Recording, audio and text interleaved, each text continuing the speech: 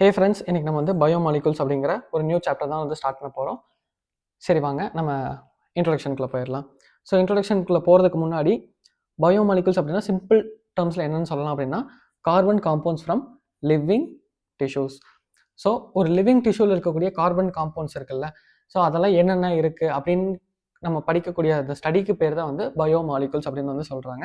There is a wide diversity in living organisms our biosphere. நம்மளோட biosphere அதாவது நிலம், நீர், காற்று, ஆகாயம் இந்த மாதிரி சேர்ந்து நம்ம மொத்த உலகத்தில் வந்து இருக்கக்கூடிய எல்லா லிவிங் ஆர்கானிசம்ஸையும் நம்ம எடுத்து பார்க்குறப்போ வந்துட்டு லாட் ஆஃப் ஸ்டப்ஸ் வந்து இருக்குது. லாட் ஆஃப் லிவிங் ஆர்கானிசம்ஸ் வந்து இருக்குது. லைக் மைக்ரோபி கொரோனா வைரஸாக இருக்கட்டும், நீங்களாக இருக்கட்டும், நானாக இருக்கட்டும், இல்லை ஒரு செடியாக இருக்கட்டும், இல்லை டிஃப்ரெண்ட் கைண்ட்ஸ் ஆஃப் அனிமல்ஸாக இருக்கட்டும், பிளான்ஸாக இருக்கட்டும், இந்த மாதிரி லாட் ஆஃப் வந்து லிவிங் ஆர்கானிசம்ஸ் வந்து இருக்குது.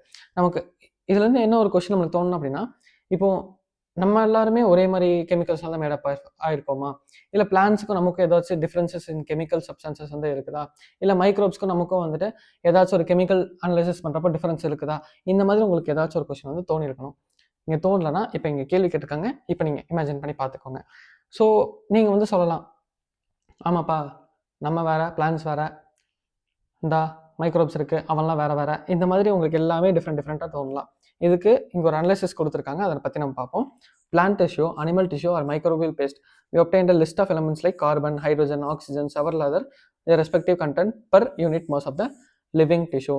இப்போ per unit mass of the living tissue அப்படின்னு என்ன சொல்கிறாங்க அப்படின்னா, ஃபார் எக்ஸாம்பிள் per unit அப்படின்னா 1 கிராம் அந்த மாதிரி நீங்கள் எடுத்துக்கோங்க. இப்போ 1 கிராம் ஆஃப் பிளான்ட் டிஷ்யூ எடுத்துக்கோங்க, and 1 gram of animal tissue எடுத்துக்கோங்க, and 1 gram of microbial paste எடுத்துக்கோங்க.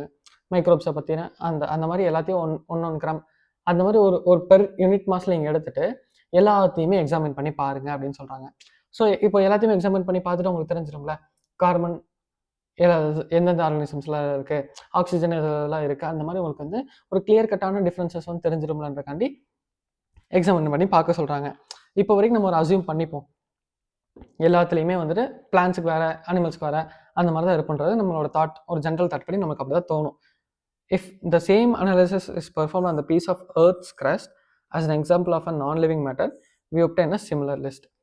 இங்கே என்ன ஒரு ஃபன் ஃபேக்ட் அப்படின்னு பார்த்தோம் அப்படின்னா, இப்போ இந்த மாதிரி எக்ஸாமின் பண்ணி பார்க்குறாங்கல்ல, பார்க்குறப்போ வந்து என்ன ஆச்சரியமாக இருந்துச்சுன்னா, பிளான்ஸ்க்காக இருக்கட்டும், மைக்ரோப்ஸ்க்காக இருக்கட்டும், அனிமல்ஸ்க்காக இருக்கட்டும், இது எல்லாமே எக்ஸாமின் பண்ணி பார்க்குறப்போ ஒரு சிமிலரான ரிசல்ட் தான் கிடச்சிச்சு.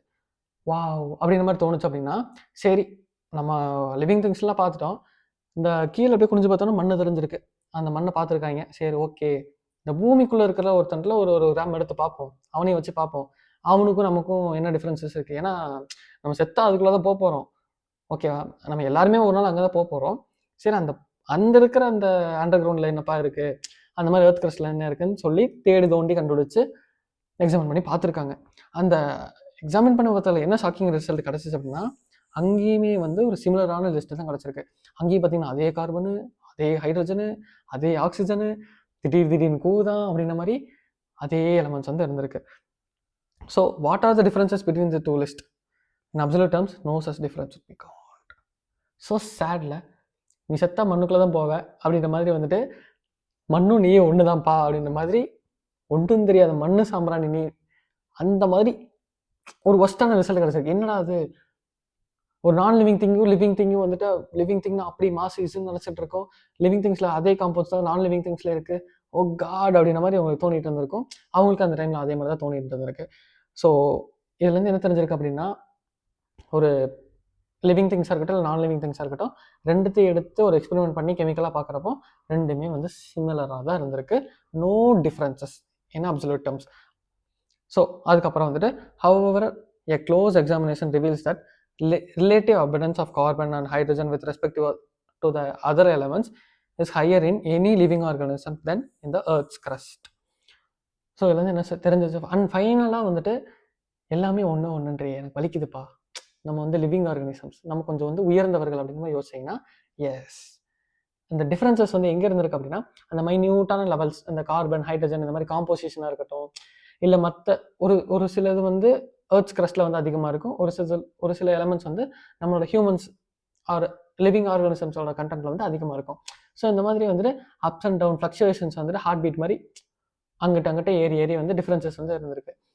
அப்புறம் தான் நம்மளுக்கு வந்து தெரிஞ்சிருக்கு, ஓகே இப்போ டிஃப்ரென்சஸ் இருக்கிறனால ஒரு லிவிங் ஆர்கனிசமே உருவாயிருக்கு. ஓகே, நம்ம இதை பற்றி நம்ம டீப்பாக படிப்போம்னு சொல்லி தான் இந்த சாப்டரை பற்றி கிரியேட் பண்ணியிருக்காங்க. ஓகேயா, இதுதான் வந்து இந்த சாப்டருக்கான இன்ட்ரோடக்ஷன். நம்ம அப்படியே வந்து நெக்ஸ்ட் டாப்பிக்காக லைன் பை லைனாக வந்து பார்த்து செதுக்கிடலாம்.